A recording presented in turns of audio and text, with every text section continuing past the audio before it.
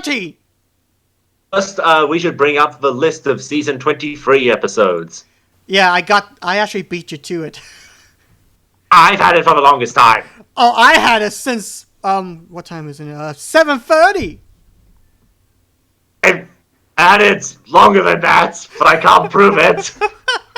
But take my word for it. Time zones are confusing and just blah. Okay, so... Right, I'm ahead. I've had it 24 hours longer than you. Yeah, that's true. Well, then again, considering I worked a night shift, technically your hours would be mine hours then, wouldn't it? Man, You just won't admit it, will you? okay, fine, you win. Are you happy? Yes, I am. I am very happy. Okay. That is not the applause I was expecting. I had to burp. It just kind of came out. Actually, the funniest thing is, one more story and then we'll start talking about season 23. Me and Chris was watching this YouTube poop video based on Disney's Robin Hood. Have you seen that, by the way? Robin Hood, yes, but I don't think I've seen this YouTube poop. Okay, well, you remember the musical composition, you know, the dun dun dun dun dun dun dun dun. Yep, the parade or the marching band, whatever. Yeah, well, me, Chris, and Grill was gonna go upstairs. Chris started walking upstairs and I had to belch. And I literally belched to the first part of the song and went, bah, bah, bah, bah, bah, bah, bah, and Chris died and laughed on the stairs. We were both dying of laughter for 2 minutes, and Grover, he's like on top of the stairs looking at us, Tristan in here, and it's like, what are you guys laughing about? Oh, I wish I was there. It was perfect. I wish we would have got on camera, but oh well, it makes for fun stories. Alright, so we're gonna begin with season 23. Oh, did you see Digs and Discoveries? Yes, I did. Okay, well, we'll see what I have to say about it, but let's begin. Alright, so since I've been recording now for the past 2 minutes, I'll go ahead and begin. Excuse me. Hi everybody and welcome back to the Mullins Studios podcast. It's been many months. We've been on a drought season. The crops hasn't been growing. We need water and we need fertilizer before all the beans dry out. But I don't know how I got to agriculture jokes all of a sudden. But anyway, so me and Chris are hopefully gonna bring back the Mullins Studios podcast, try out some new things. And also to include several online pals. Like for today, I got one of the crew members of the Mullins crew. He is well known for making the Thomas and Friends Meets Aussie Man reviews. He also voices occasionally in some of my videos. Most notably, the fourth Link, who was a scaredy cat, like, we're all gonna die! Or like, there's ketchup all over the walls! And all that stuff. So please welcome the Doctor. Say hi. Yes, I had to look back at the script at what I said when I saw that video. Oh, wait, you still have the script? Yes. Well, at least I went back through my emails. Oh, But what the heck did I say in that? Well, you said something of like, there's ketchup all over the walls at the end of the video, because, you know, after killing the whole massive army of knights. I mean, if I can't understand what I said, then it's unlike other people will understand what I said. I understood it, but then again, I wrote the script, so like, oh yeah, I know what he's talking about, because I wrote it in print, in English. Whatever. Actually, what would be a really funny prank, kind of mean, but I sent in a script to you or Lachlan or anyone else, and you open, and it's all in Portuguese or hieroglyphics, and it's like, what the heck is this? Oh, I'm on board. I'm gonna do that. I'm actually gonna pull that prank off. Oh, that'll be perfect. So, so anyway, but yes, for a couple of the Mullins Studios podcasts, I'm gonna try to get to like talk to some of the people because I like to give more recognition to many of the people who started my videos over the years, like the Doctor here, and Lachlan, and some of the newcomers as well, and you know, all that stuff. So, what are we talking about again? Well, I guess we're talking about me. Giving myself a little introduction. Oh yeah, we'll do a little introduction, then we'll get into the main topic at hand. So, first, I guess, I forgot what type of questions I was gonna do. Well, I have some, but Why don't we start with how we met? okay, yeah, well, start like how did we met? Like, I know you commented a lot in my videos back in starting 2014, 20. Yeah, it was back 5 years ago. Yeah, and we got a senior discount cards to prove it. So We're gonna go through our email history, but um, it was pretty much for. I guess we met the same way as I met Terrace Attractor 525, but I sent an email saying that I had ideas for a Thomas comedy, which was the Retribution of George, which come out eventually. yeah, And from there, it was pretty much that. I think fourth and Skype chat a long time ago, but I don't remember what we talked about then. It would have been interesting to listen to ourselves, like directly talking to each other. yeah, But it would have been interesting, but I didn't know how to like record Skype at the time. But like, actually, me and you was kind of similar to like how I met some of my other online friends, like Chris O'Shea and NBC Mechachu. Like, you commented on a lot of my videos, and then you sent in the Retribution of George script, and then we just ended up just talking from there. yeah, exactly. I do remember, like, it was only that one Skype chat, the first one we did, and then the next Skype chat we did after that was in 2016, which was the Q&A the other Mullins crew members, like Christopher Bouchard and Lucky V. And, Oh well, yeah, I've never met these people. I kind of feel, you feel like you felt lost. So yeah, like I'm the odd one out of the group. Like, it was only you, and then suddenly I'm thrown into this group with your other mates, and yeah, well, actually, I met hi? well, I met Chris Boucher. What the heck? Christopher John. Bouchard. Thank you. Like Lachlan and Spencer, I knew since I started YouTube, but Christopher Bouchard, I met him on a live stream that Mullins used to do these live streams. Sadly, you can't see them anymore, and I don't think I have that old one that I was in. But he used to riff on animated movies, and it was him, then Christopher Bouchard, Lachlan, Train Boy 7, and two other people. I forgot the names, unfortunately. They're part of the Railways of Cretinia crew, which is a fantastic series. If you haven't checked it out, I highly recommend it. And I started talking to him. I haven't spoke to him in a while, actually. But then again, it's hard for me to keep track with everyone, especially since it's busy with my life. Not stressful, but like just exhausting, and it's hard to keep track of everyone, even though I feel kind of bad not being on Discord as much with everybody. Well, I would like to talk to more people in general. Yeah. Get to know Christopher Bouchard and maybe Ban, or is that the name of his series? Oh, Milan's actually his real name. Okay, yeah, maybe I could talk to Milan someday. Yeah, he's a really cool guy. He's really creative, and he's busy all the time. Like, he really is. So he's probably like one of the most busiest YouTubers personally that I know of. Yeah.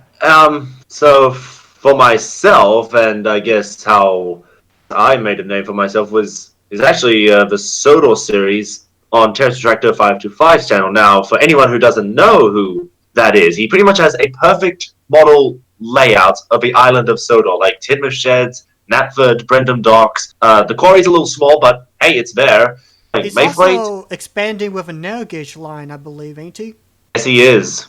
And he reviews some of the model trains. And interestingly enough, with Rheneas, apparently a lot of people had like a or something. Like it was, Renee's was basically rushed in production for a lot of people so they could get it out for Christmas. Like, here's your new toy. It doesn't work. Oh, that sucks. But Terrence said that he got a good model, so maybe some people got lucky, but it's that people were posting on like the Buckman forums that Renee's didn't quite work or something. Was motor just weak and just wasn't operating in it, or? I'm not sure. There might have been design flaws, like the way Renee's looked. Anyway, it's on his YouTube channel, just Buckman Renee's review, reviewing like the narrow gauge coaches and Rusty whenever he gets his hands on that. Yeah, I also saw his review on Murdoch, which, oh, the Hornby Murdoch model looks amazing, but I know it's extremely rare. And if I found one like on Amazon and eBay, I will probably have to be like, "Hey, Jared, look, I got no arm." It's like, what the heck is that?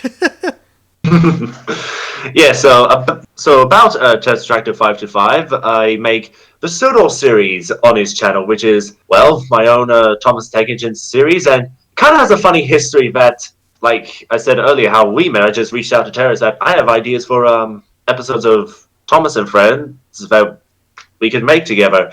And I posted a few Thomas stories. Some of them still haven't been made, despite, I want to say, 4 years of making the Sodor series. And some of them still in the...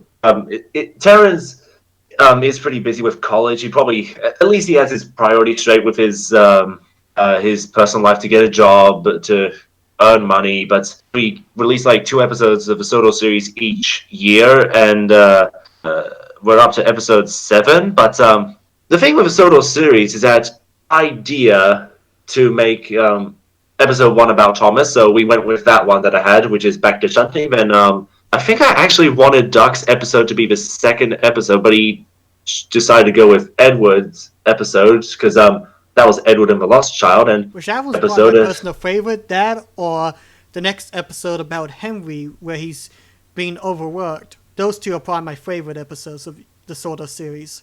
Henry's episode was probably the most difficult for me to write because, like, episode of the Sodor series, I try to think about like each character's traits and what can I write about them. And with Henry, let's see, he pulls a flying kipper. He cares about the forest. Pretty much what I did was took inspiration from Fire Engine, which is adapted into television by Christopher Audrey.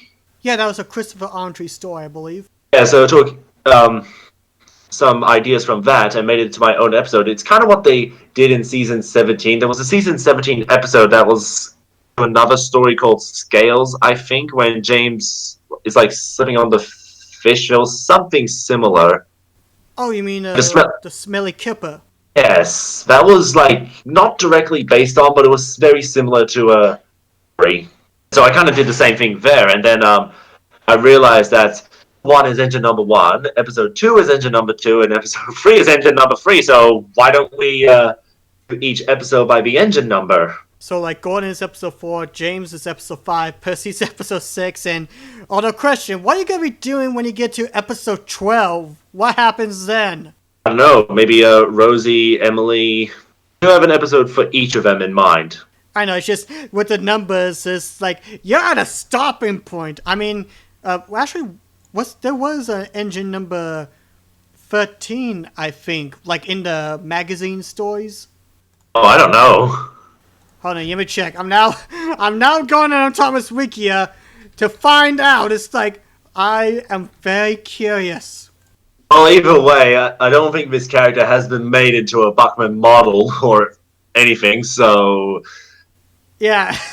Okay, I literally found one. It's an engine in the magazine series. He literally is called 13, and he's in a story called The Unlucky Engine. I know this character. Is he a narrow gauge engine? I don't know. I'm trying to look at the mag...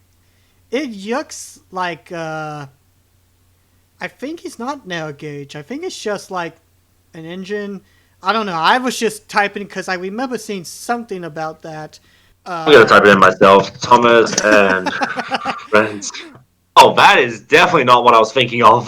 I was thinking of it's like to handle, but he was bronze.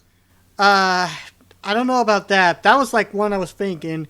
Um, Although I'm kind of surprised that they didn't just give Emily like a painted 12 on her Tinder, like with after season 8. They're like, oh yes, just make it 12 just to continue on with the counting, you know? Oh, let me just say, this 13 character is really ugly.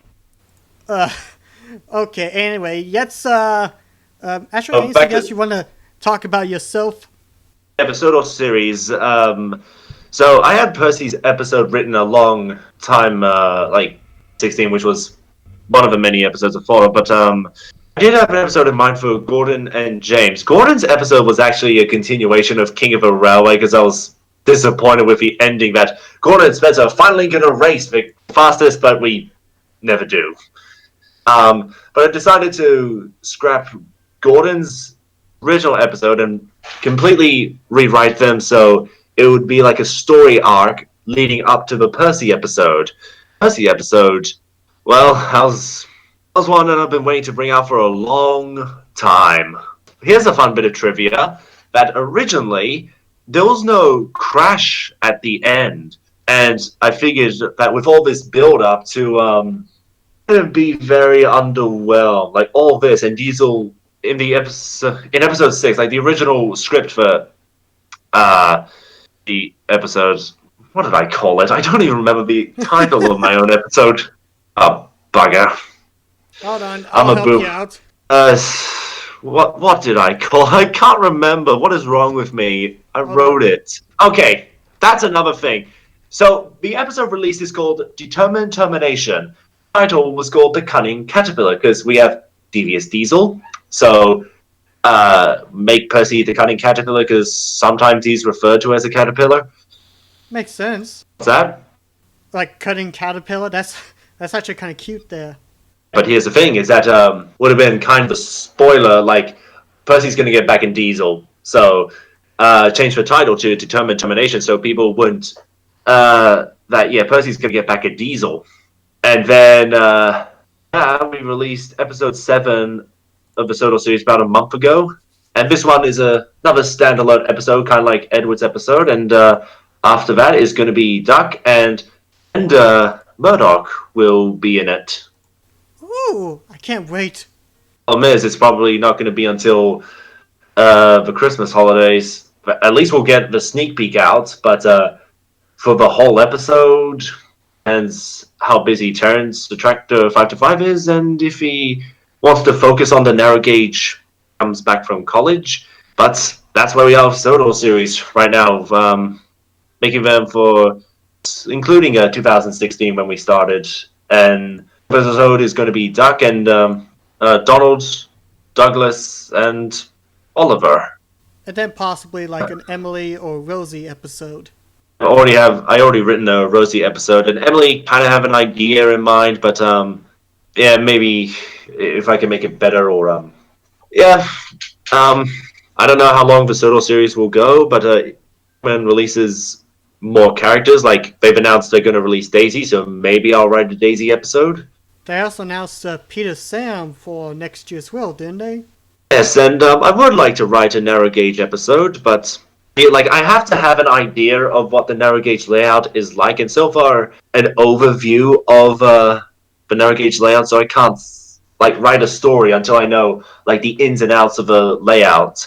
Like I would watch Terrence Director 5 to 5's model layout tour video over and over, so I know how to write the stories for the Soto series.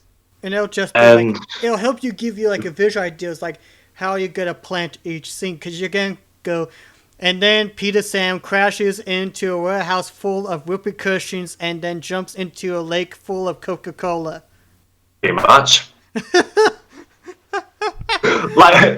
You're not wrong, going from this scene to that scene, although at Evo I write and narrate the stories. Terrence Tractor is the one who visualizes it. He's the one that films it all. So half the time when I watch a Soto series episode, brand new, it's finally up. Half the time, some of the shots are oh, that's better than I imagined. then the other half is like, how did he film it this late? Like, how on earth did he film? This is not how I envisioned it.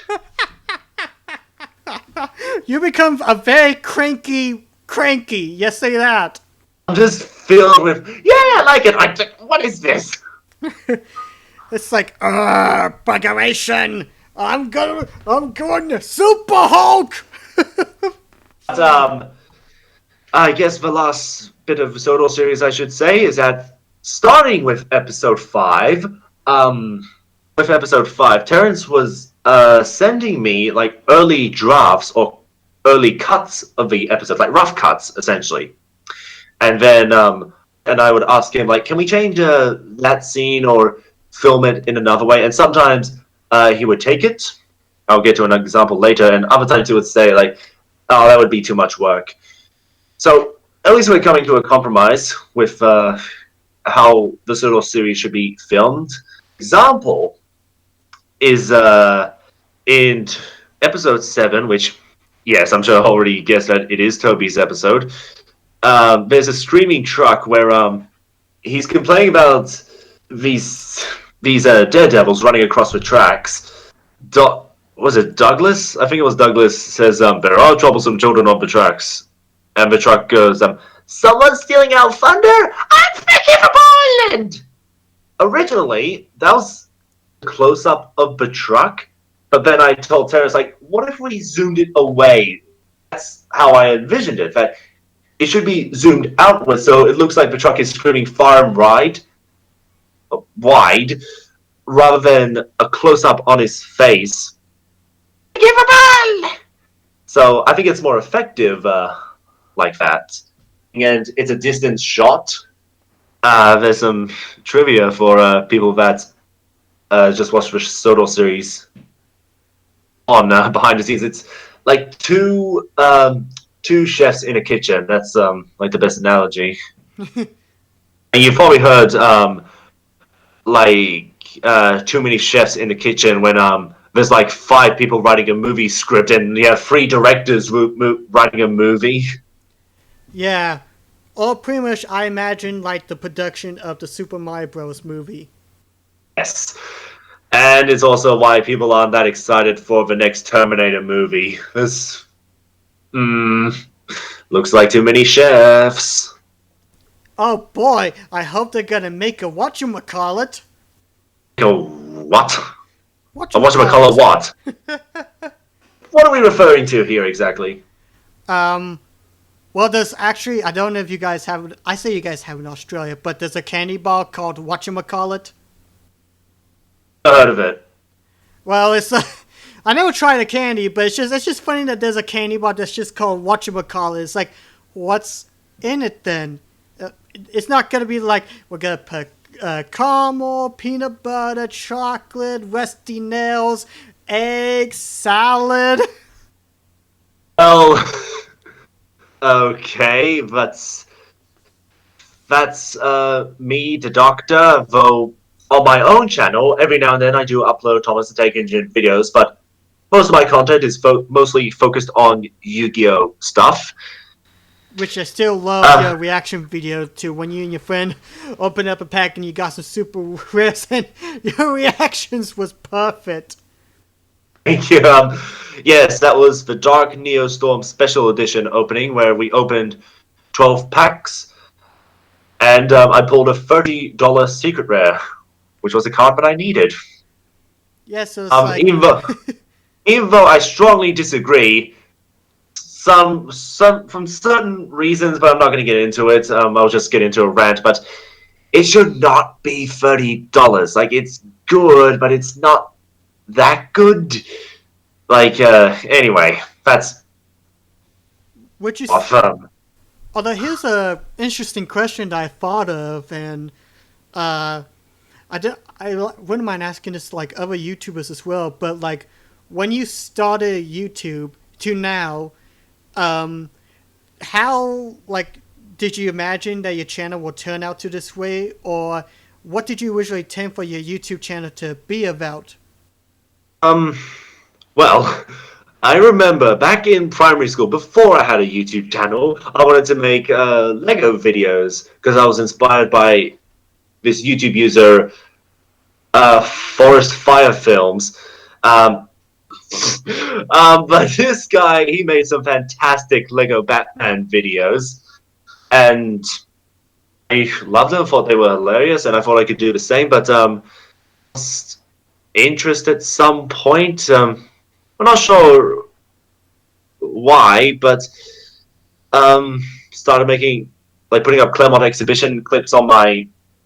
This was before I knew how to edit anything software, so it was just the raw, um, uncut, sloppy version of the Claremont exhibition videos back then. But now I fully edit them, and I've got the one of Thomas and Friends this year. I've been doing this for 5 years now, making Claremont exhibition videos of model trains, Lego, and yes, I also went to Melbourne a month ago, and I recorded all the trams and the trains in Melbourne, and the trains are as colourful as Thomas and Friends. There's blue, there's purple, there's red. There's polka dot, there's stripes, there's green and red stripes. Not that colourful. Oh, come on. I can imagine someone doing a polka dotted engine. Oh no, don't give Hit Entertainment ideas. Well, wait, didn't they always sort of did that already? Oh, I thought they did. Oh, yeah, the measles episode. Yeah, cough and sneezle spread diseases. I mean measles. Henry gets afraid of everyone having the chicken pox. Get away, chickenpox! Out of this house! Out of this house! Spirits be gone from this house! Oh dear, we're already coming up with Thomas comedy these episodes. Actually, it'll be like a Thomas and Friends meets. Actually, that'll be a really good one. You see Henry C. going with chickenpox. All of a sudden, he's holding like a cross, and I forgot what it is. It's like a smoking cigar, but it's supposed to like get spirits out. And he goes with John Tron's audio from the food fight, saying it's like, out of this house! Out of this... Oh my gosh, I watched too many John Trons. Ugh. Let me say, I actually had another idea if we do make Thomas meets question mark 4, and it's when Duke is sleeping, or I guess any character, but I'm just going to go with Duke on this.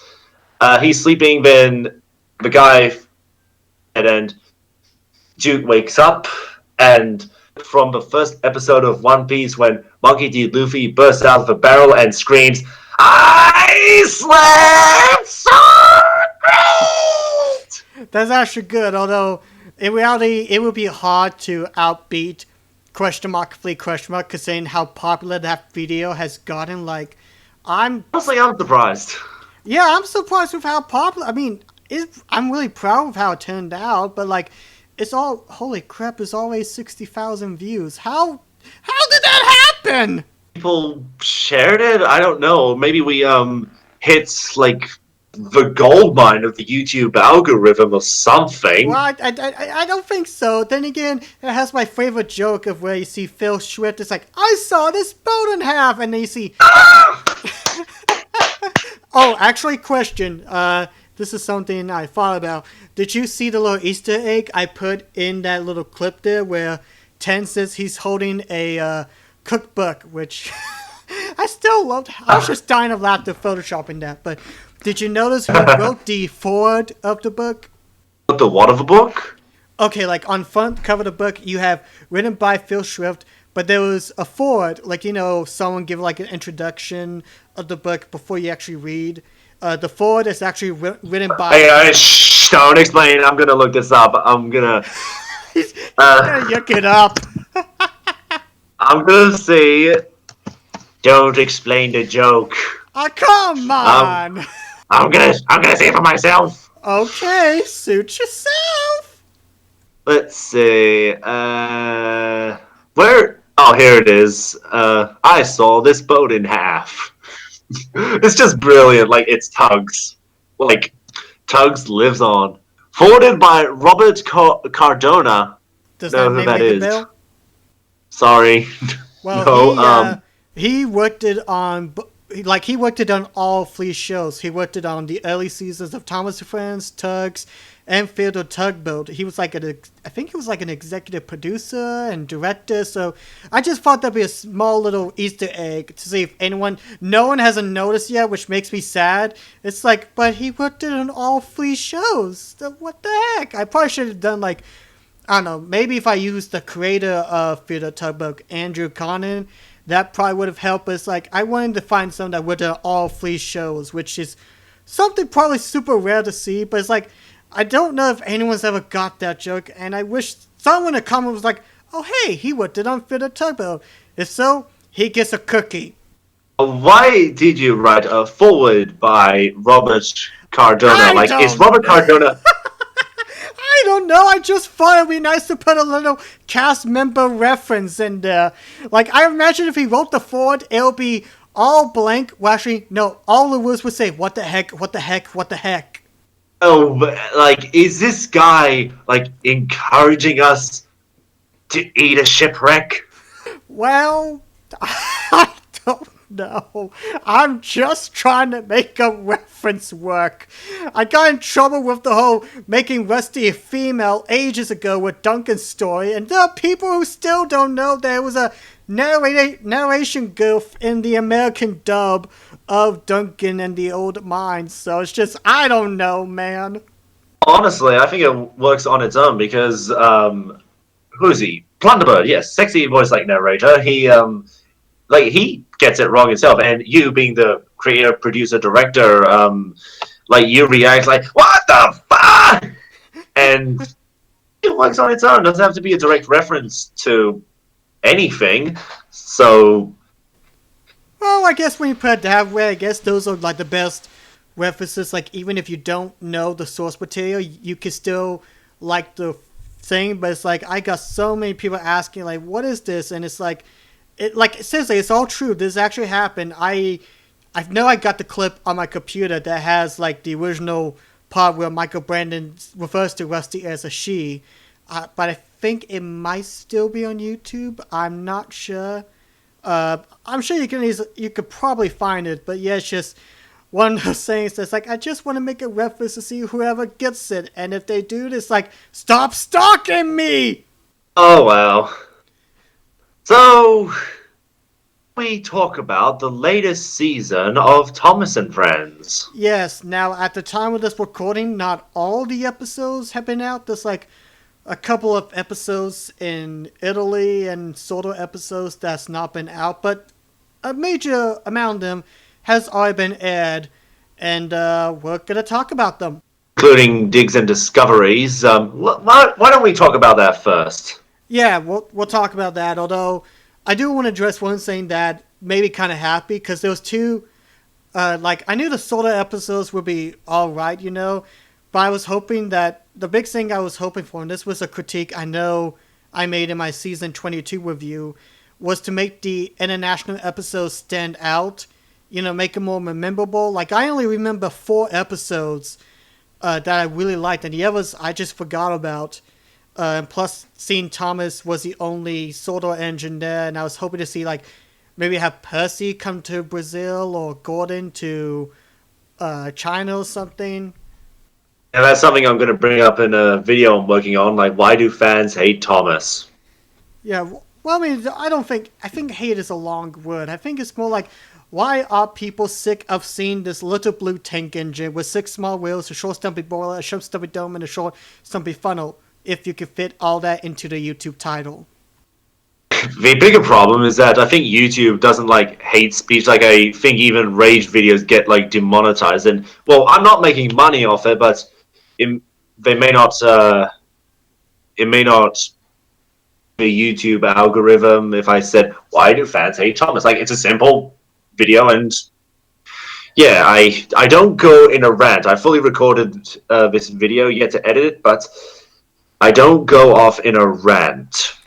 Right. I just want to provide a mature explanation, for me as myself as a fan, and why other people probably feel the same way, and how it can be fixed. Maybe you can name it why are people sick of seeing Thomas? Well, that that might mean like sick of the series, but not the character. So that will probably be misleading right there.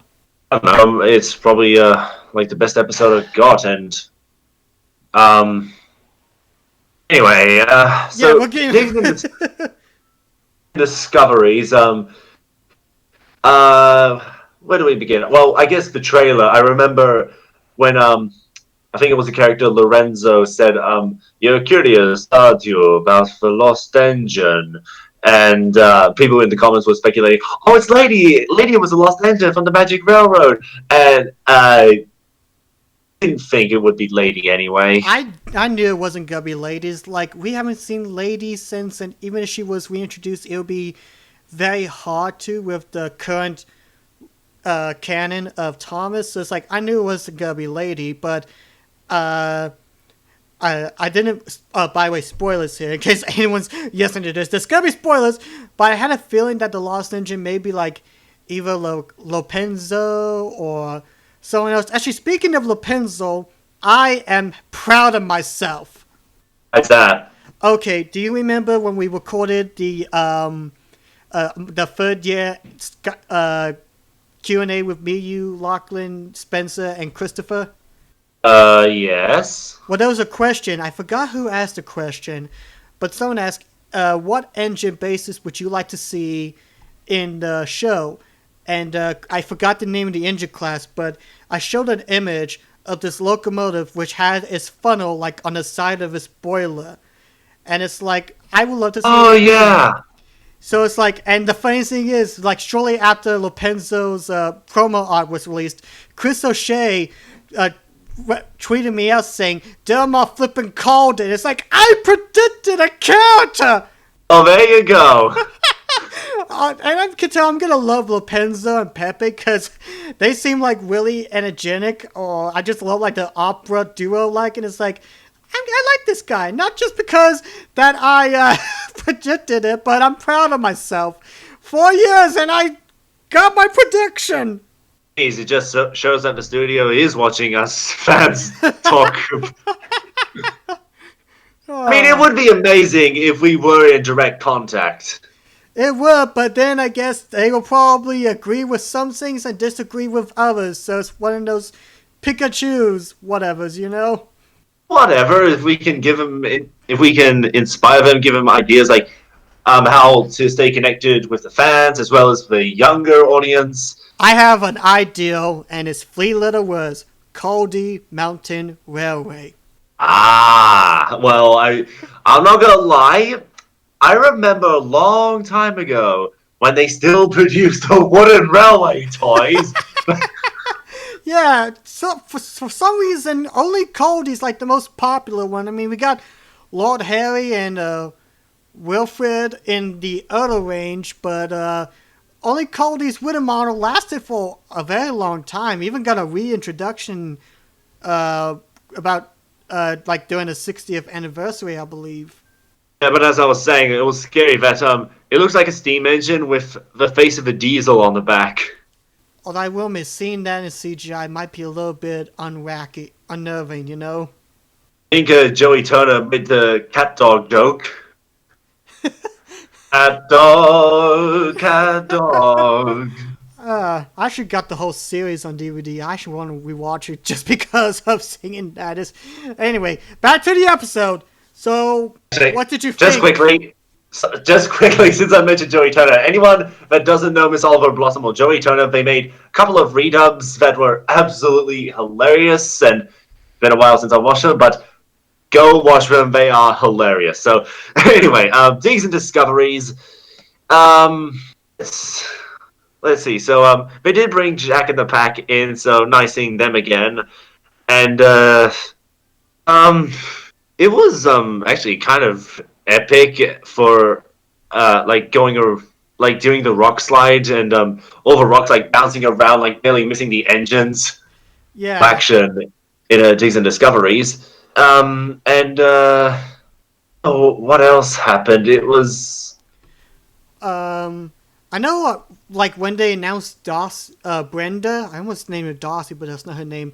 Brenda, a lot of people was like, well, you got Byron, bring back Byron. It's like, well, what's wrong with having 2 bulldozers. I mean, we got 2 excavators, 2 dump trucks, so why not have 2 excavators or bulldozers in the team, you know? I think there were some other characters missing from Jack in the Pack. Oh yeah, they didn't bring back all the cast. Like they got Jack, Alfie, Oliver, Max, and Monty, but like there's other characters like Nelson, Buster, Isabella. I can name them all just because I really like the Jack in the Pack spinoff. But I think Brenda will be a good asset. I would love to see all the other Jack members return, but I highly doubt we'll see that anytime soon. But I welcome Brenda. I would like to see an episode with her and Byron if they ever introduce him or reintroduce him in the series. On the episode list, there's an episode called Out of Sight. Brenda learns that it's important to work as a team and not just care about her own jobs. And Max and Monty have their own episode coming up, so that hasn't been aired yet. But overall, Season Discoveries, it was fine, but it was certainly a lot better than last year's special, the Big World Big Adventures movie. Yeah, I will admit, like, I actually liked the Gina, like her no nonsense. Although, for some reason, my mind keeps thinking to this, like, whenever she goes, like, she just humps at, like, Thomas thinking he's the next. But for some reason, I keep thinking Noir from Neptunia, because she's like a Sudandere, and it's like, it's not like I care about you. It's like, she's not like that. Gina isn't, but I don't know why I just keep thinking of that. But she was fine, although I have to ask the question, like, I don't hate the character, but what the heck is Stefano based off of? Which one's Stefano? He's that super giant machine that can sail. Yeah. I'm not sure if that's a real vehicle. It might be. Like, I think that might have been something they used in the World Wars to, like, carry their tanks to, like, the next island. You might be right. I actually literally am looking up, and yeah, it's like the Thomas Wiki listed it as a AARC-LX, and it's like, yeah, I can actually see that. Although it's kind of weird to see like a military operated machine being used in Thomas. I mean, it's kind of like that old picture, the fan art that's like has Thomas talking to this German tank, and it's like, that will be so messed up, man. Oh, let me just say, this is as close as we're going to get to the 2014 WW Thomas movie. Well, that's true. That's true. I would love to see, like, I'm not expecting to see a trailer, but I would love to see, like, if they made concept art for the movie. I would have loved to see what they would have done so far, but I highly doubt we'll ever see anything. I would like to speak into Shane Aker, who would have been the director, and still makes, like, CGI for some movies, but I don't think he's directed a movie in... The last film I know of that he directed was 9, which that was good. It creeped me the heck out, but it was still good. It's pretty imaginative with some of the robots. I only seen it once, but I have that on DVD myself, and I'll watch it again.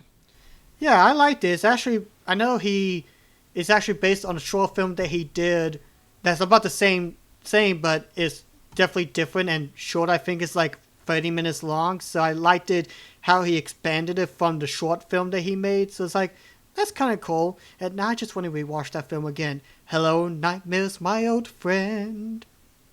Yeah. So I don't know if there's much else to say about Ziggs and Discoveries, which is the joke that last year with Big World Big Adventures, it was meant to be the promotion of the reboot, which, you know, kind of was a reboot with going along to different journeys, and it's going to be a new skin, a new vibe for Thomas and Friends, and it reminds me of Sonic Boom. Actually, I've heard good things about the Sonic Boom cartoon. Sorry about the video game. Oh, okay, I was about to say, it's like, the show's good, but the game is blah, although I'm actually planning on hopefully do a video on, like, ranking all the Thomas and Friends specials, and that's gonna be bottom. Like, it wasn't, like, the worst thing ever. I just still didn't care much for it. But anyway, I'm sorry to say, but Sam the Train Fan recently uploaded that, ranking all the Thomas movies and seasons. Oh, wait, really? He just beat you to the punch. Wait, who? Sam the Train Fan? Yeah. Like, really? He ranked all the movies. Like, I'm going to his channel now. It's like, Watched the video, but holy crap. How long ago was it? 2 weeks ago. So it's like, who cares? Everyone can make their own list. Plus, this is just the specials, not in counting the seasons, because that will take too long. But anyway, so yeah, the two-part Digs and Discoveries, I enjoyed it pretty well. I think I like seeing the episodes extended to 20 minutes, because it didn't feel like it had to rush things in. So I enjoyed it pretty well. It's I don't know. I wouldn't mind watching it again, but it's for some reason I don't have strong opinions of it. Actually, no. Here's a joke for another Thomas comedy. Like dynamite, famous last words. And Thomas disappears in a cloud of smoke. That would have been the perfect John shot. Like, can you go the other way? That's true. Or I could just bring back Crazy Harris, like, did someone say dynamite?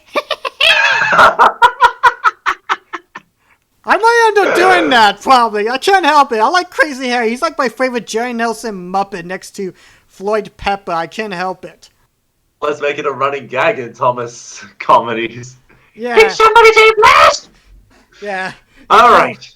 Even though he was arrested in TTTS episode 2, but that's separate universes. So, anyway, let's talk about the other episodes, which I actually want to talk a little bit about the Brazil episodes. There was 3 episodes where Thomas was in Brazil, and those are the Other Big Engine, Rebocada, I'm sorry if I mispronounced that, and Grudge Match. Because, like, my big critique was I wanted to have stronger episodes and stronger characters when Thomas goes to, like, Brazil, Australia, and all the other countries. And all the Brazil episodes, I really liked them. They actually did a really good job. Like, I loved Raul's competition nature, like how competitive he is, and I really enjoyed that. Bretacuda was a really sweet episode. I was worried about that episode, like Thomas makes a mistake or something, but no, he does his job well and is in a carnival. And the Other Big Engine, Gustavo, is like, that's cool there. I really liked all 3 episodes from Brazil. I would just like to point out, for the Other Big Engine, at least they didn't forget Edward and Henry, because Thomas is wondering, like, who does this guy remind me of? Toby, Edward, Henry? So they're not completely abandoned from the show, which is what we were afraid of when he moved away from Tidmouth Sheds. As long as they don't, as long as Edward and Henry are seen or mentioned in some way, I'm good, even though I would love to see them have main roles again, but that's just me. But sorry, I was gonna say maybe this could be an opportunity to new ideas for Henry and Edward now that they're out of Tidmouth Sheds. You know, kind of like with Hunt the Truck in the last season.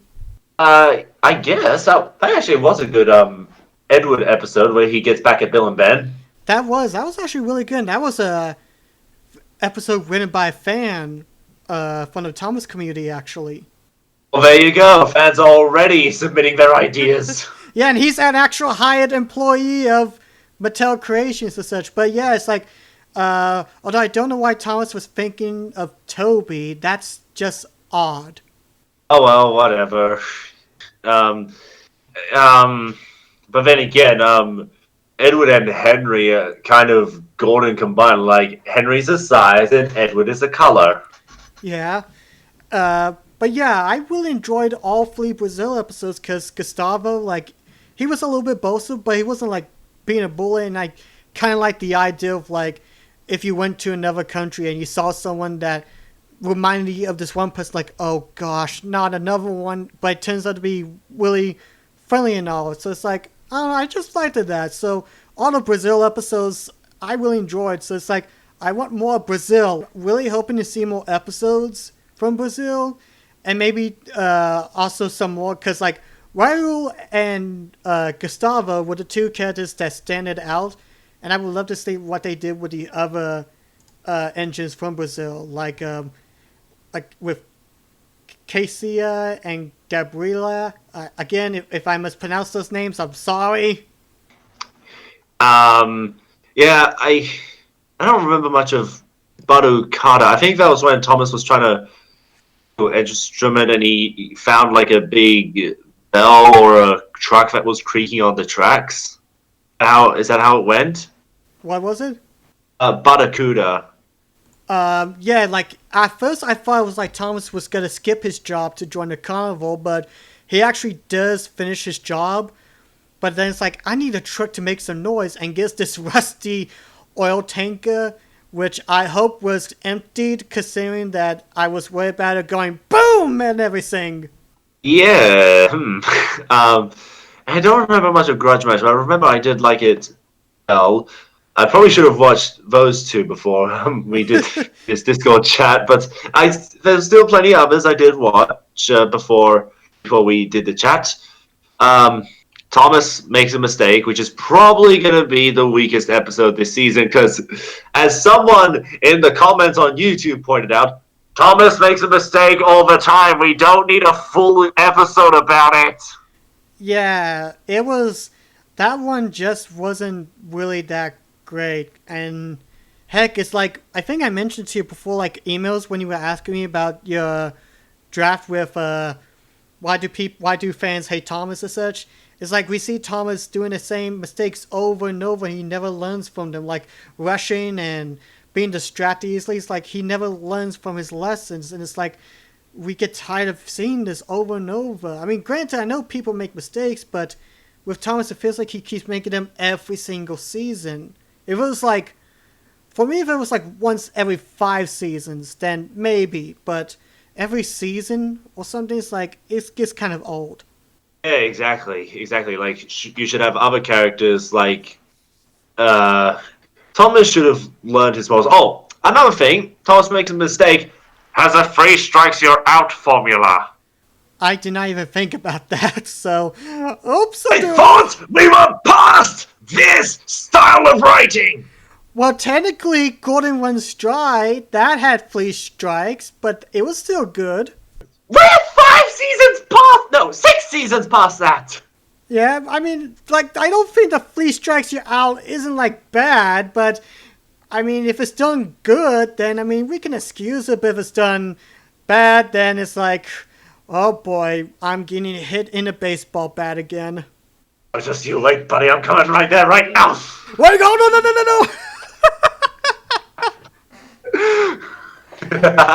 Okay, we're actually going through the whole, like, we're going randomly order, crap, what are the episodes? Actually, since we were talking about India, there's Crowning Around. Crowning Around? I liked that one. Then again, Ravjeev and Shankla, those two, I really liked their personalities, so it's like, ooh, we get to see 2 good characters, awesome! And you have a character who's absolutely obsessed over this object, which is like his let's just call it his train wig. I don't understand that, but it's like it's on top of his head. It's for his appearance. Oh, toupee, okay. It's a wig. His train wig. I didn't even think about that. That's funny.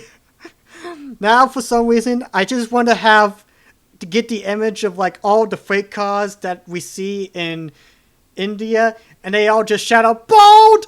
Bold! Bold! My eyes!"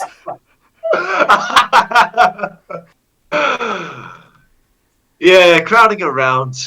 Another episode of India, but unlike Thomas makes a mistake, this was a good one.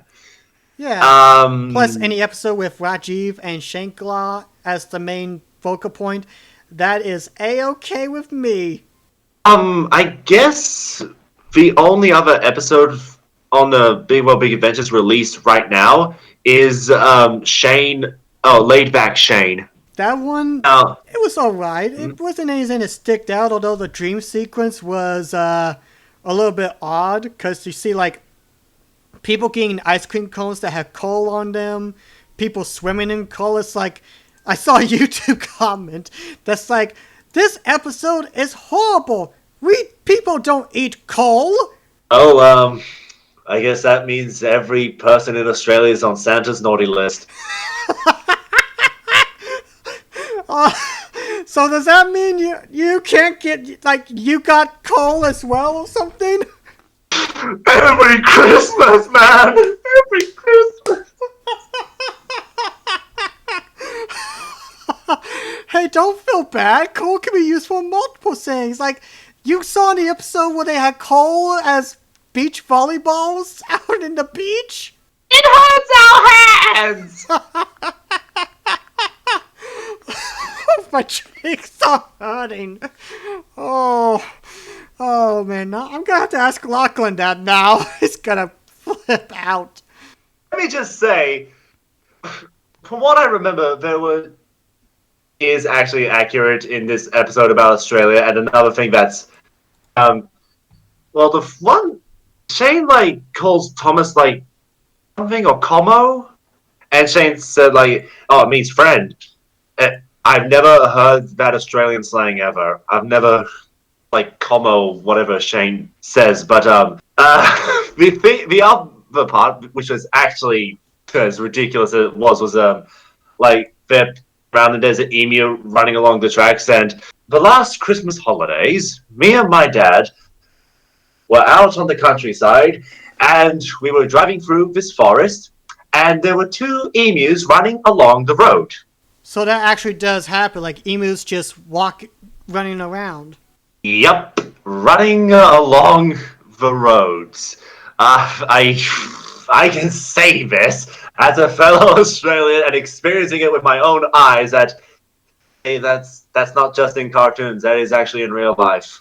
But in terms of the comment that Shane made, the common, I can't say that. If I somehow went to Australia and I say that to a random person, he's like, the crap he's talking about. Yeah, I think I don't know. I don't know where that comes from. I guess it's kind of like this stupid shrimp on the barbie. Like, no one puts a shrimp on the barbie. We put snaggers on the barbie. That's, yeah. As long as they don't go totally stereotype. I mean, heck, they got the United Nations helping them with this series, so it's like, how can they mess it up? Oh well. Actually, wait, no. There's one other episode that focused on Thomas in another country, and that's Wish You Were Here. Oh yes, that was in China. Yeah, I think that's the only episode that's in China, I believe, ain't it? I think so. I'm not seeing any other episodes that appear to be in China. Yeah. I guess so. Just Thomas wishing Percy was with him.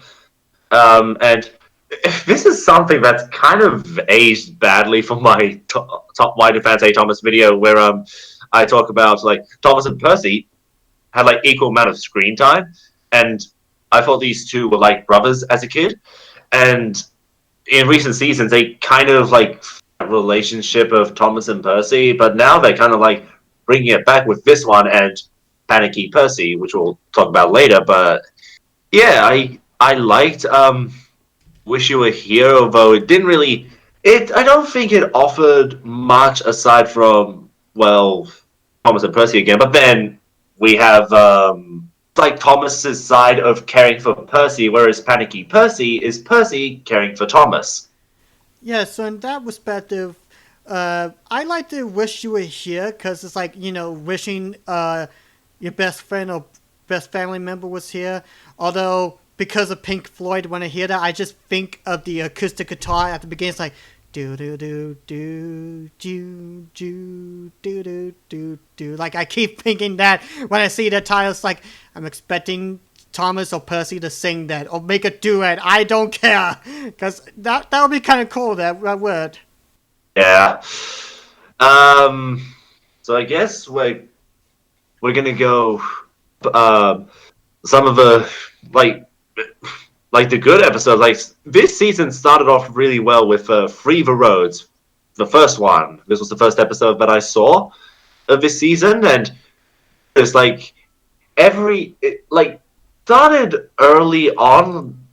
Like I wonder when it was first uploaded onto YouTube, but 2 month, no, every month was 2 episodes, like 2 episodes per month for this season of Thomas and Friends. I don't know like this, but it's how they it's how they've been getting uploaded onto YouTube, and this is when Bulgy makes a reappearance after season 21, I think, when he makes a comeback.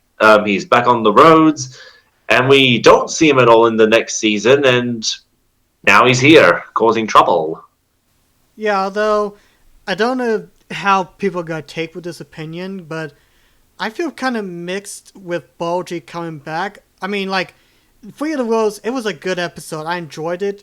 I love the voice actor they got for Bulgy. He nails it perfectly. Yes! Like, he One does. of the best voices.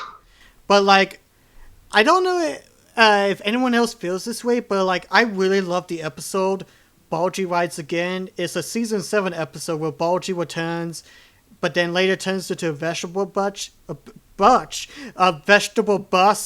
and like I don't know, I felt like that was like Bulgy feeling some redemption, like after being a chicken coop for so long, he wants another chance, but then fate has another option for him, and he's happy being a vegetable bus and everything. And I felt like when I saw Bulgy in unscheduled stops, I mean, he yet to call in CGI, and again, his voice acting is really good, but I felt like that was a huge backstick for Bulgy's progression.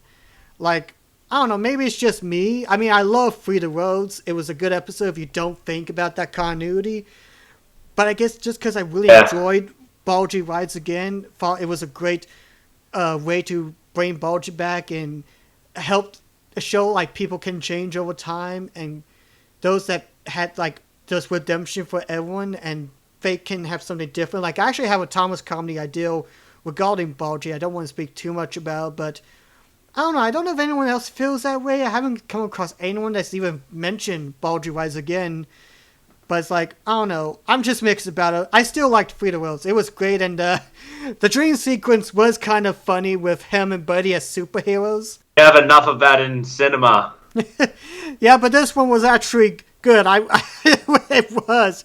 Well, what I will say is that the ending for Bulgy Rise Again was something that I don't like. Diesel, where Diesel always apologizes in the end. This one, Bulgy just expression like just roads are still better. Like he's not apologizing at all. Like he still has that personality by the end. He still wants to prove that the roads are better, even despite everything that's going on. So, Bulgy episode where he tries again somehow, though who knows if what they'll do with Bulgy in the future. I hope to see him again. I'd like to see him cause more trouble on the rails.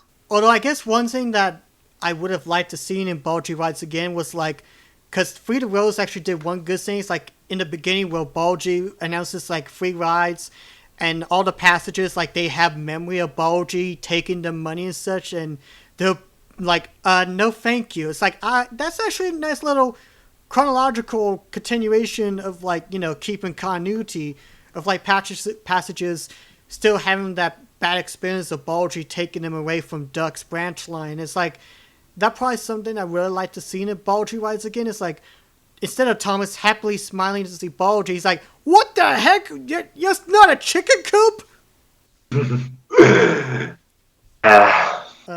Yeah. Other than So sorry about that. no. So the next episode after that was Chuckle Some Trucks. That is probably my favorite episode of season 23, like in my top 5. Just because Rebecca, she's become one of my instant favorites in the show. I didn't think like Rebecca would be one of my favorites too, but like somehow like her misunderstanding of things is just so charming and wonderful to watch. Like last season was Confusion Without Delay. That was one of the best episodes of the season. Yeah, that's one of my personal favorites. I know I didn't put it on there, unfortunately. I forgot, but I also I died of laughter at the end of Chuckles and Trucks, where like after Rebecca leaves the trucks, like see you next time. The trucks just go, "What happened?" The truck's kind of lost. Like, we can't get back at Rebecca. Like they were just confused as heck, and they didn't know how to take in this information. It was hilarious. I didn't laugh that hard since the rail car and the coaches. Oh. On top of that, they make references. Oh god, I can't remember the Thomas one, but I know James running into tar wagons, which, by the way, Henry had a cameo. And Percy takes a plunge, and the same thing happens to all three engines. Oh, And to not answer Rebecca. To answer your Thomas one is Thomas and the trucks. Oh yes, when he goes running along and bumps into the buffers. Yeah, but can we just acknowledge this is what dream sequences should? It is going off the bridge into the ocean. she's gonna. It's like she's going for the engine Olympics. It's like we see Rebecca running across the mountain. She's now heading up through the grass, through the bridge, and she jumps, splash, and the judges give the rating 8.5, 7.5, and cheeseburger. Wait, what? But you know what this is? This is the secret deleted scene, aka the alternate ending for the Great Mace. So kind of like what I did with the Thomas and Friends meets Jacksepticeye. Like you see Thomas jumping off the bridge, and then you had a pause. It was at this moment that Thomas realized he had messed up. Splashes into the water. It's like, this is what happens when I sing the tune. And No. Rebecca was singing the tunes. That's why she didn't fall in. that explains it. She was a tune. Oh. Oh, what an amazing episode. Chuckle some trucks. That's gonna be in my when I do a season 23 review. It's gonna be in the top 5. It might even be number 1, just because I love the episode that much. I'm just gonna say this right now. Gordon Gets the Giggles is what I thought Chuckle Some Trucks would be. A cringe fest. It was kind of cringy, I will admit. Granted, I have to give credit to Kerry Shell with his vocal performance as Gordon, because I imagine laughing so much must have hurt his throat a bit. Yeah, Gordon's like really laughing a lot. Like, to be honest, I kind of relate to Gordon when I'm thinking of something that's so funny, like a PewDiePie joke, or I don't know, something from Australia's Funniest Home Videos. I just can't keep myself from laughing, but it was cringe, like painful memories. Like, don't want to laugh and make myself look stupid. Yeah, but it's like, and plus the dream sequence was kind of painful to watch, really. Oh, it makes sense. Like Gordon being a silly engine. I didn't find it cringe when like the rest of the episode was already cringe-inducing. Yeah, but I mean, it was decent overall. I think the only part that I kind of laughed at was at the end where the passenger opens the door. And you're not gonna forget about us, are you? You know? Alright. That was kind of a good ending. Yeah, but I have to give props to Kerry Shell for his vocal performance as Gordon, but the overall episode was kind of weak, honestly. Yeah, another one of the weaker episodes this season, but another strong episode is Heart of Gold. That one was really good because, well, not just Toby having an episode to himself, but it was just a really fun episode. I really enjoyed it. Like, I will admit, I wanted to smack the people that commented on Toby's like, you know, he could be a good store shit for my golf equipment, but it's like it was a very sweet episode, and I liked it how they actually stood up for Toby at the end to Diesel and like. That's another good ending right there. When you should never judge the book by its cover. Well, I've never read a book. That's true. Also, in case you're wondering, that was the sound of the phone So, Okay. So yeah. Heart of Gold, I think I saw some people like over years that Toby is too whiny or wimpy. Well, I guess this episode proves them wrong. Yeah. In fact, I think this is probably one of the best Toby episodes I've seen in a long while. Probably it might be the best Toby episode of a CGI series. I mean, I did like crap, what's that episode called? It's like where he's signals crossed. I did enjoy that a little bit, but I guess that's because of Henrietta and Toby's chemistry. Like it was just great to see them both interacting with each other. And there was what's her name, Hannah, the really energetic coach. Hasty Hannah, that's what it was. Yeah, I said Hannah, didn't I? The character Yeah, Hannah. yeah. I was just trying to remember the full title of the episode, but I love the ending. It's like Henrietta, Toby, Henrietta. Oh That was adorable. I was no! like, Trigger alert! Cut it! Cut it! It's getting 2 minutes to watch. it was sweet. I could hear like Lady and Trim. For this is the night, the most beautiful night. Like that's cute. I like that. Oh, I guess those are the 3 Toby episodes we've gotten throughout the CGI. Well, from season 17 to now. Yeah. So, but then again, I would love to see more with Henrietta. But that's just because I just love Toby and Henrietta. It's like they're just the sweetest couple. Yeah, I think I should have included Henrietta more as a character in my episode 7 episode or series. Because I kind of say, like, oh yeah, Henrietta, but I don't know. It's uploaded now. Not gonna. It's what it is.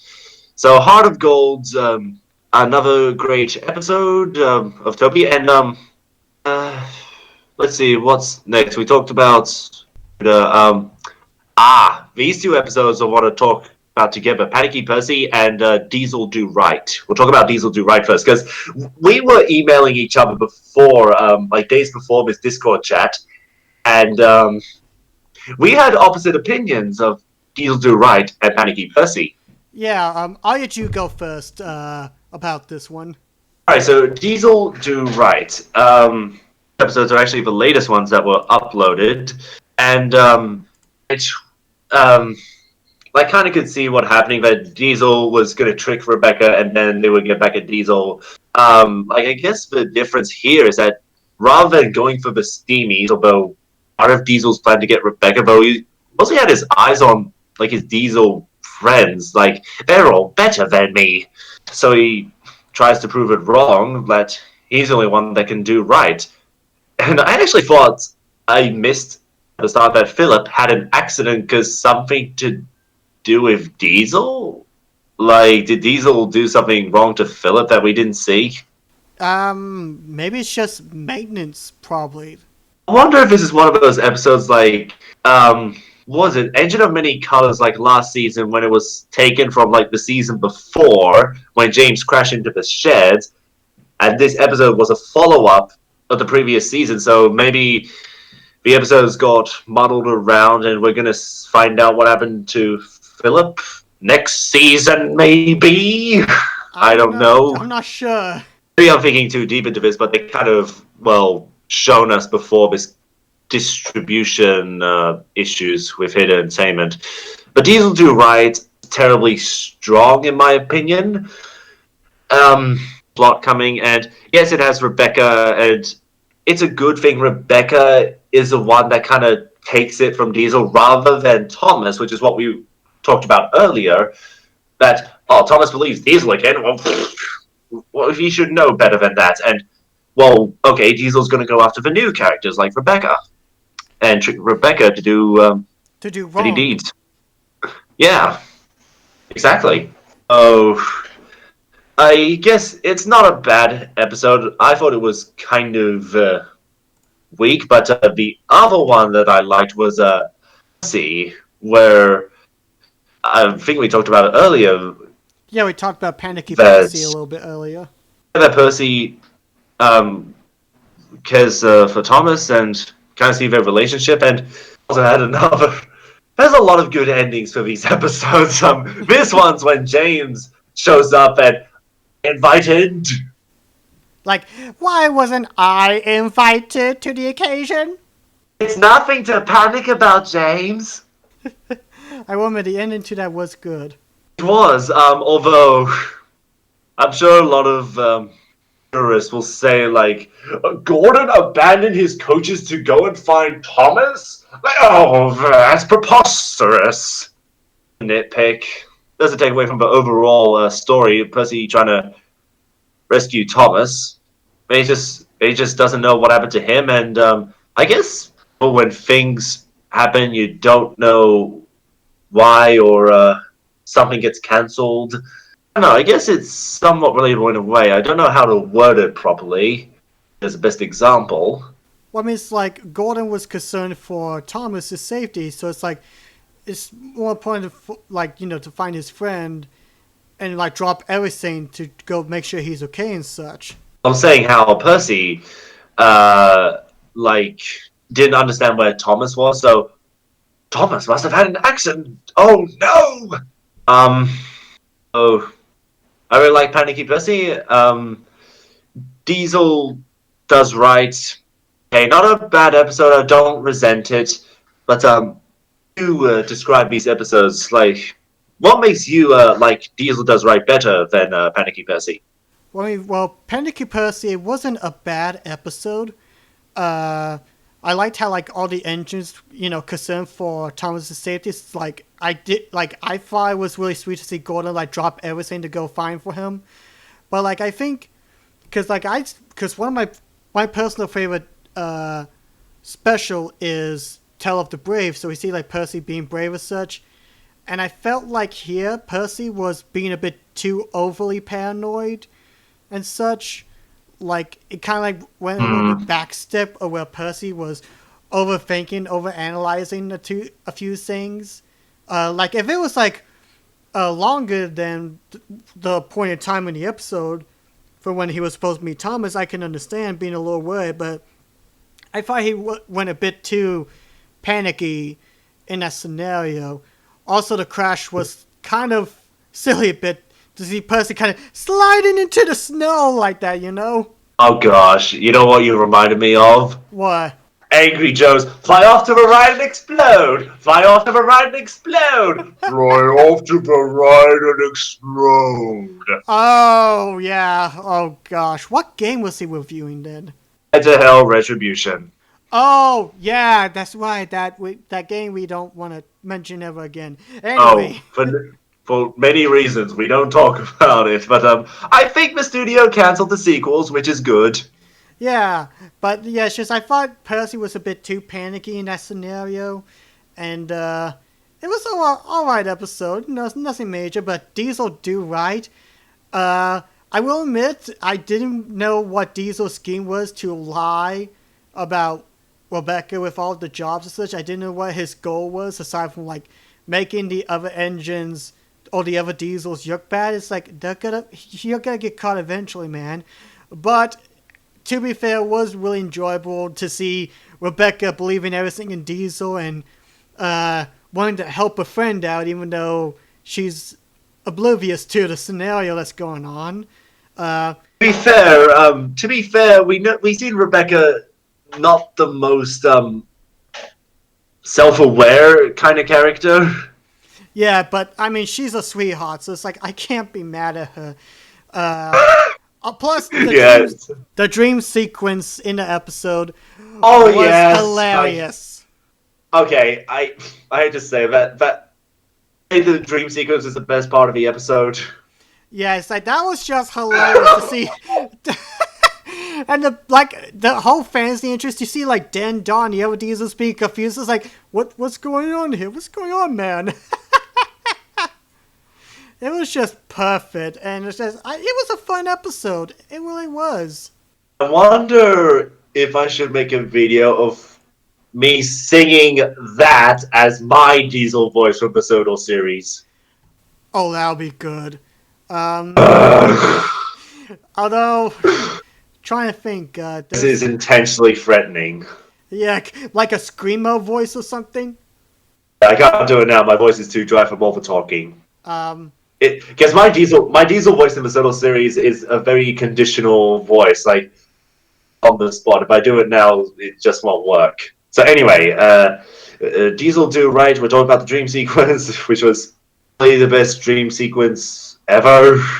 Yeah, I think there's one more episode, and that's Diesel Glows Away, and that one's probably the weakest episode in my opinion, because nothing really sticks out.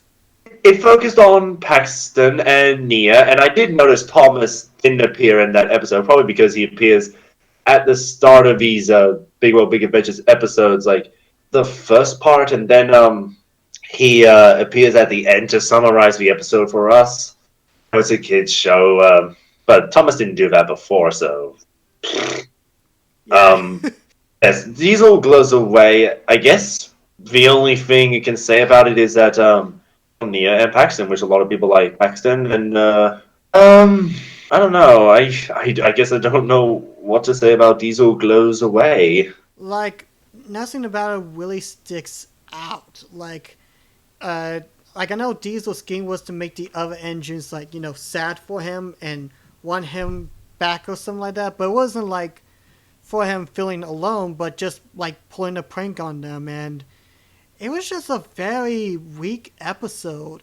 In fact, actually, I do want to mention Nia real quick because like you can tell that the writers have a lot of fun with Rebecca, but Nia, she doesn't really do anything this season. Like, I mean, she was with Paxton trying to find Diesel a little, but not really anything that makes her stand out as a character. Yeah, it's weird. These two new characters. One of them really good. The other bad is just Like, nothing. I'm not saying Nia is a bad engine. I just don't think she has a strong personality that I could call her a Steam Team member. She just feels like a background engine, like Stanley and Norman and such. Not awful, but just don't really see like any strong potentials or any key personality traits that could make tons of ideals of. Oh, yeah, sorry. It's 11 o'clock right now. Yeah, it's 10 a.m. for me, so I think we got all the episodes out for season 23, I believe. Yep, that's all the episodes, and from the ones that haven't been released yet, there's more. Actually, I think there's four Minds of Mystery. Don't also press by finding amazing. Oh, that's part of it. Digs and Discovery. So there's currently 3 episodes of Jack in the Bag that haven't been released yet. There's opera episodes, so Thomas and Lorenzo, Untitled Lorenzo episode. There's coming out. How many is that? This seems kind of short.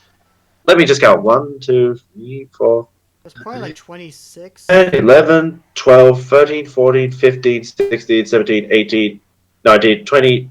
I guess I thought this was shorter for some reason, but that's average for Thomas and Friends. So I guess this is our lineup of overall I good think it's episodes. Yeah, I think it's definitely a huge improvement in terms of like the international episodes from the last season. Because I'm remembering more episodes, the international engines are having more personality. The only thing that I still have a hard time, I can't watch an episode back to back. I have to like take a break because the fast pace is something I'm still trying to get used to with Thomas. It's just not really the thing I get into unless it's like designately designed for the fast pace. But that's just me right there. And I guess the reason I really like Panicky Percy is because it was something I wanted. I wanted to see Thomas and Percy, like their relationship, like episodes about them, those two together. Right, and from that I understand. I just thought for me, Percy was too paranoid, but that's just me coming from Tale of the Brave because that's my favorite Thomas movie. So good. But in any case, I am planning on doing a Dalmasha episode once all of season 23 episodes will be out. So I say maybe actually it'd be kind of funny if my next No Shave November episode was on season 23. That would actually be pretty cool there actually if that was possible, but we'll just have to wait and see. So yes, I hope you guys enjoyed all that. If you have any thoughts on season 23 of Thomas and Friends, leave in the comment section below what you guys think. And any last words you want to say, Jared, before we close off? Well, I just wanted to go over the best episodes of Free for Roads, Chocolates on Trucks, Heart of Gold. See, that's 4. And I guess that's episodes for me. I don't know how I would rank them. I don't know which one I would say is my favorite episode. Those 4 are really strong episodes. There's a lot of good episodes for me, so it's gonna be really hard for me this season to choose my 5. Of course, I've always said that Chuckles and Trucks is one of my favorites. I love that one. And then I'll probably get to the other good episodes once I do my review. But And who knows? Maybe the other ones that haven't been released yet will surprise us. yeah, like I really am excited for the Lepenzo and Pepe episodes just because, well, those two I think will be a lot of fun. I just like to see what they will do. Yes, I wonder. I wonder. Yes, wonder on a high note. Ah! That actually hurts. So, anyway, thank you guys for watching this episode. God bless you, and we will see you all on the next episode of the Mullins Studio podcast.